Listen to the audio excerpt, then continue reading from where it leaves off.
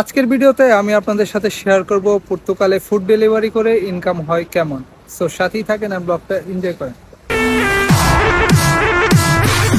From the BART train to a tour bus, still the same game except I'm pulling more sluts, more butts, more bucks, never giving more fucks. WhatsApp beautiful people, আসসালামু আলাইকুম। It's me Limon, আবার চলে আসলাম তোমাদের মাঝে another blog নিয়ে। তো welcome to my official Facebook page and YouTube channel guys right now আসি হচ্ছে পর্তুগাল। তো পর্তুগালে ফুড ডেলিভারির কাজে আর্নিং কেমন, আমি কেন পর্তুগালে ফুড ডেলিভারি কাজ করতেছি না, তো এই বিষয়টা নিয়ে আজকে কথা বলবো। তো পর্তুগালে ফুড ডেলিভারির আর্নিং হচ্ছে আপনার পার ডে, যারা একটু প্রফেশনাল তারা 40 থেকে 50 টাকা ইজিলি করতে পারে। সেটা হচ্ছে আপনার সময় দেওয়া লাগে 10 থেকে 11 ঘন্টা প্লাস। 10 ঘন্টা প্লাস তো থাকতেই হবে, কোনো কোনো সময় 12 ঘন্টাও দেওয়া লাগে। আর হ্যাঁ, এই 12 ঘন্টার মধ্যে আপনার কোনো কোনো সময় 60 টাকা 70 টাকাও হয়। সেটা যারা একটু প্রো লেভেলের বা যারা স্কুটার দিয়ে করে তাদের ক্ষেত্রে 60-70 টাকা পসিবল। বাট সাইকেল দিয়ে নর্মাল 40-50 টাকা হয়ে থাকে।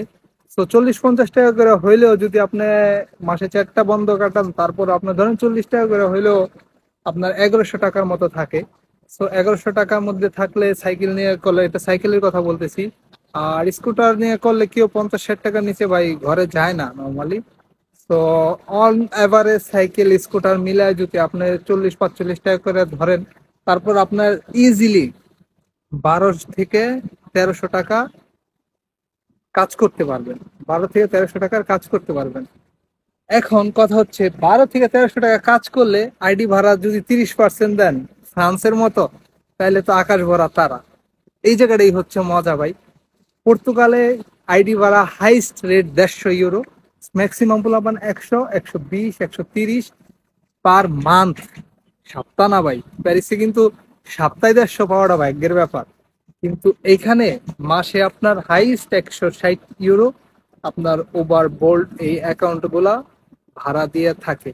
তো এই হচ্ছে ঘটনা। আর কষ্টের কথা, মোটামুটি ভালো কষ্টই আছে, কারণ পর্তুগালে ভালো পাহাড় টাহাড় অনেক বেশি প্যারিসের থেকে। তো সাইকেল নিয়ে কাজ করাটা একটু কষ্ট। আর ওয়েদারও মোটামুটি প্যারিসের থেকে ভালো, এই দিক থেকে আবার প্লাস পয়েন্ট। কারণ এখানে ওয়েদার খুবই মিষ্টি, দুষ্টু মিষ্টি গরম, দুষ্টু মিষ্টি ঠান্ডা। প্যারিসের মতো জমে ঠান্ডাও পড়ে না। সো এই জন্য একটু কাজে সময়ও বেশি দেওয়া যায়। আর রেট তো অবভিয়াসলি এখানে একটু কম হবে, এখানে একটু বেশি দূরে যাওয়া লাগে। ধরেন প্যারিসে যদি 50 ইউরো করার জন্য রান করা লাগে 40 ইউরো, 40 কিলোমিটার, এখানে রান করা লাগে 60 কিলোমিটার, 65 কিলোমিটার, এরকম আর কি এভারেজে বুঝাইলাম। সেই হচ্ছে পর্তুগালে ফুড ডেলিভারি কাজের অবস্থা। সো আমি কেন পর্তুগালে ফুড ডেলিভারি কাজ করতেছি না, এটা অন্য কোনো ব্লগে আপনাদেরকে জানাবো। আজকে আর ব্লগটা বড় না করি। সো আপনারা যারা অভিজ্ঞতা আছে আইসা ফুড ডেলিভারিতে চাইলে লেগে যেতে পারেন। আর মেইনলি যে উদ্দেশ্যে আসবেন সে উদ্দেশ্যটার উপরে মেইন ফোকাস দিয়ে টার্গেট নিয়ে নেমে যাওয়া উচিত। তো এতটুকুই ছিল শেয়ার করা। Thanks for watching guys. যারা একদম নতুন বাংলাদেশ থেকে দেখতেছেন, আমার পেজটা ফলো করে দেন। অনেক নতুন নতুন জিনিস দেখতে পারবেন, জানতে পারবেন। অ্যান্ড আমার ইউটিউব চ্যানেলটা সাবস্ক্রাইব করে দেন। সো লিমন এখন আসছে, টাটা গুড বাই, আল্লাহ হাফেজ, take care, love you guys. Yo, microphone check, make it a microphone check. Give it a microphone, I make the microphone dead.